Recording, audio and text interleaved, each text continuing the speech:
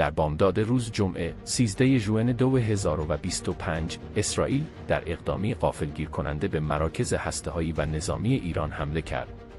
این حملات که به گزارش The New York Times شامل هدف قرار دادن تأسیسات هسته‌ای و موشکی بود، واکنش سریع ایران را به دنبال داشت.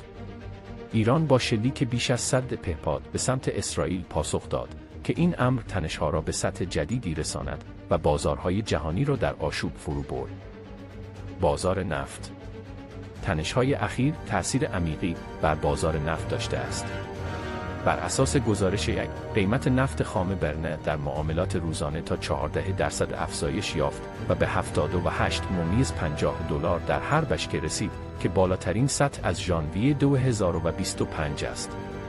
با این حال، قیمت‌ها بعداً به $72.80 کاهش یافت که همچنان 5% بالاتر از روز پنجشنبه بود. قیمت نفت هوت نیز به $77.62 رسید. این نوسانات به دلیل نگرانی‌ها از اختلال احتمالی در عرضه نفت خاورمیانه است، به ویژه با توجه به اهمیت تنگه هرمز که حدود 20% از نفت جهان از آن عبور می‌کند. بازار طلا.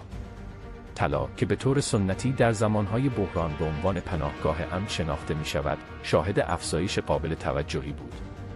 قیمت طلا به $3444 در هر اونس رسید که تنها $56 با بالاترین سطح تاریخی خود فاصله دارد. این گزارش بریک نیز افزایش 1.2% را تایید کرد و قیمت را در حدود $3423.30 در هر اونس گزارش داد که نشان دهنده اندکی نوسان در داده‌ها به دلیل زمانبندی گزارش هاست.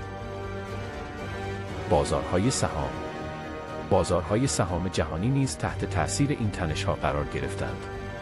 شاخص بریتانیا در آغاز معاملات 0.6% کاهش یافت در آمریکا، آینده‌های داو جونز 1.24% و S&P نیز کاهش مشابهی را تجربه کردند. این ارتفاع نشان دهنده نگرانی سرمایه‌گذاران از پیامدهای گسترده‌تر این درگیری است.